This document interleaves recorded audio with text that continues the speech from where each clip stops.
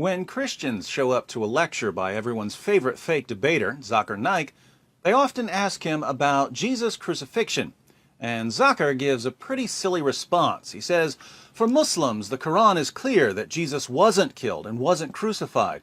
And for Christians, the Bible is clear that Jesus was crucified, but he survived crucifixion. And then he tries to show from the Bible that Jesus survived crucifixion. Why do I say that Náik's response is silly? Let me give you 10 reasons. First, every respected New Testament scholar and historical Jesus scholar on the planet, regardless of theological background, agrees that the Islamic view is wrong. Even non-Christian scholars agree completely with Christians on this point. For instance, the atheist New Testament scholar Geert Ludemann declares that Jesus' death as a consequence of crucifixion is indisputable. Marcus Borg of the notoriously liberal Jesus Seminar states that the most certain fact about the historical Jesus is his execution as a political rebel. Pinchas Lapid, a Jewish scholar, concludes that Jesus' death by crucifixion is historically certain. According to Paula Fredrickson, a convert to Judaism who specializes in historical Jesus studies, the single most solid fact about Jesus' life is his death. He was executed by the Roman prefect Pilate on or around Passover in the manner Rome reserved particularly for political insurrectionists, namely crucifixion. And since so many Muslims are becoming fans of Bart Ehrman because they think Ehrman agrees with them on anything, I should note that Ehrman writes, one of the most certain facts of history is that Jesus was crucified on orders of the Roman prefect of Judea, Pontius Pilate. As a general rule, when every expert in a field rejects your theory, probably time for a new theory. This means you, ذاكر. Second, all of our early sources declare that Jesus died by crucifixion. Even the sources Náik quotes when he's trying to deceive his listeners plainly declare that Jesus died. For instance, Mark 15:37 says that Jesus breathed his last on the cross. He obviously didn't breathe his last if he went on living. Matthew 27:50 tells us that Jesus yielded up his spirit. Luke 23:46 reads, and Jesus, crying out with a loud voice, said, Father, into your hands I commit my spirit. Having said this, he breathed his last.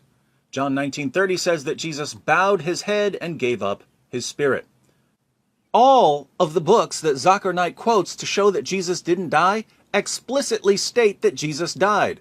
Fake experts like ذاكر expose themselves as frauds when they tell their gullible followers that the Bible says the exact opposite of what it actually says. Welcome to the amazing world of Islamic apologetics, otherwise known as Opposite World. Third, while we're on the topic of sources, it's not just the New Testament that reports Jesus' death by crucifixion. There are Old Testament prophecies about his death. In Isaiah 53, for instance, the prophet Isaiah tells us about someone who would die for our sins and rise from the dead. In verses 5 through 8, Isaiah says this, but he was pierced for our transgressions, he was crushed for our iniquities. The punishment that brought us peace was on him, and by his wounds we are healed. We all, like sheep, have gone astray. Each of us has turned to our own way, and the Lord has laid on him the iniquity of us all. He was oppressed and afflicted, yet he did not open his mouth. He was led like a lamb to the slaughter, and as a sheep before its shearers is silent, so he did not open his mouth. By oppression and judgment he was taken away. Yet who of his generation protested? For he was cut off from the land of the living. For the transgression of my people he was punished. Isaiah spoke these words about 7 centuries before Jesus walked the earth. Since Jesus is the only person in history who fits Isaiah's description, people like Náik are guilty of rejecting the testimony of Old Testament prophets. Fourth, Jesus predicted his own death in the same books that Náik quotes. In the Gospels, Jesus repeatedly says that he's going to die. Mark 9:31 says that Jesus was teaching his disciples and telling them, "The Son of Man is to be delivered into the hands of men, and they will kill him. And when he has been killed, he will rise 3 days later." ذاكر Naik's favorite book to quote when he defends his delusional view of Jesus' crucifixion is the book of Matthew. But in Matthew 17:22-23, Jesus declares, "The Son of Man is going to be delivered into the hands of men, and they will kill him, and he will be raised on the third day." Somehow, when fake debater ذاكر Naik reads about Jesus saying that he's going to be killed, he thinks Jesus is saying that he's not going to be killed. I hope ذاكر doesn't live the rest of his life like this. I mean, when he's walking down the street and he gets to an intersection and the sign says, "Don't walk," does he think to himself, "Don't walk, it must mean walk," and start walking across the intersection? That's how he reads the Gospels. Fifth, also in ذاكر Naik's favorite book to quote when he's claiming that Jesus never died, an angel at the empty tomb of Jesus says that Jesus has risen from the dead. In Matthew 28:5-7, an angel says to a group of women who had come to visit Jesus' tomb, "Do not be afraid, for I know that you are looking for Jesus, who has been crucified. He is not here, for he has risen, just as he said. Come, see the place where he was lying. Go quickly and tell his disciples that he has risen from the dead." Oh, let me guess. When the angel says that Jesus has risen from the dead, he really means that Jesus never died, because angels always say the opposite of what they mean, according to the ذاكر Naik method of scriptural interpretation. Sixth, Jesus' followers claimed that he had risen from the dead because he appeared to them after his crucifixion. But if ذاكر Naik is right, and Jesus actually survived Roman crucifixion, he would have been so horribly mangled and disfigured that no one would ever have concluded that he had risen from the dead. Jesus wouldn't have been able to walk for months. His skin and his back muscles would have been torn to shreds. His wounds would have been badly infected. If Jesus had appeared to the apostles in that state, they would have been yelling for a doctor, not proclaiming his resurrection as the foundation of Christianity. Now, ذاكر once studied medicine, so he should know this, unless, of course, he read his med school textbooks the same way he reads the Gospels, in which case, I'm glad he's not practicing medicine. Seventh, the traditional Islamic theory here is that Allah rescued Jesus by disguising someone else and having this other person crucified. The only appealing feature of this theory is that Jesus was rescued from harm. He wasn't crucified. The theory is flawed in every other conceivable way, but at least Jesus wasn't hurt. That's something. But ذاكر Naik's theory doesn't even have that going for it. According to ذاكر, the Romans tortured Jesus and nailed him to a cross, and Allah allowed it for no reason. Christianity teaches that Jesus suffered and died, but that there was a point to his suffering and death. What's the point of Jesus enduring suffering and crucifixion according to ذاكر Naik? Allah rescues Jesus, but only after people lash him and nail him to a cross. Seems like the divine rescue came a little too late. Eighth, if ذاكر's view is correct, then everyone in the first century completely misinterpreted what happened.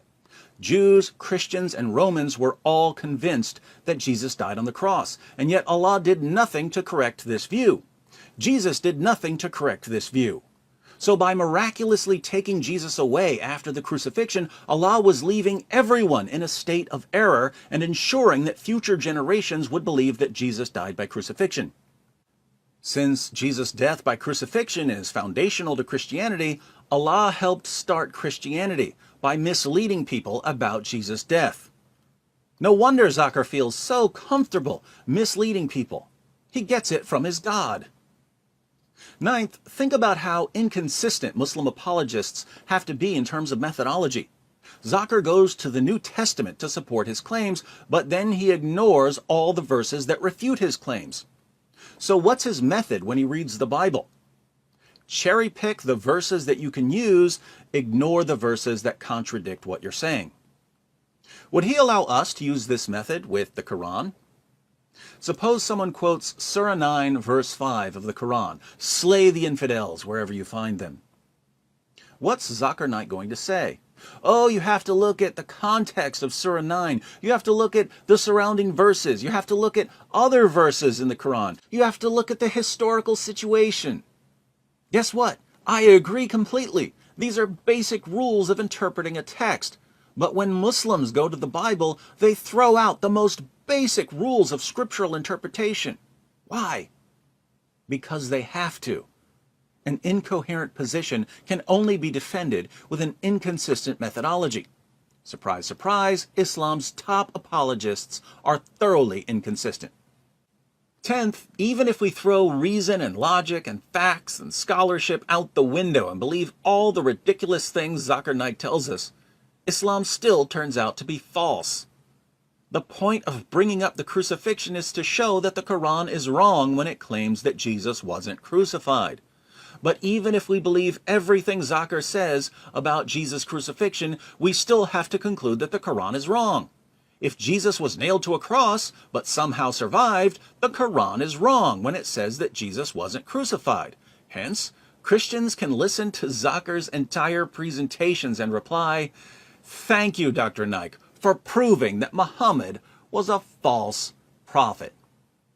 So, even after ذاكر Naik goes against every respected historical Jesus scholar and New Testament scholar in the world, even after he goes against all of the first century sources that he quotes to defend his position, even after he goes against Old Testament prophecies about Jesus' death, even after he goes against Jesus himself, since Jesus repeatedly told his followers that he was going to die by crucifixion, even after he goes against the angel who said that Jesus had died by crucifixion, even after he ignores the fact that if Jesus had somehow survived crucifixion, the disciples never would have concluded anything about resurrection because he would have been badly in need of medical attention, even after he insists that Jesus suffered pointlessly, even after he portrays God as a cosmic trickster who misled people by miraculously sustaining Jesus and then taking him away, knowing that everyone was convinced that he had died on the cross, even after he displays his utter inconsistency by using a method of interpreting the Bible that he would never apply to the Quran,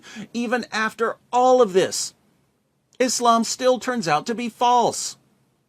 No wonder ذاكر has been running from Christian debaters his entire career. If this man ever steps on stage with an experienced Christian debater, just one, it's game over for him and for his gullible followers. So, Dr. Naik, have fun hiding in Malaysia.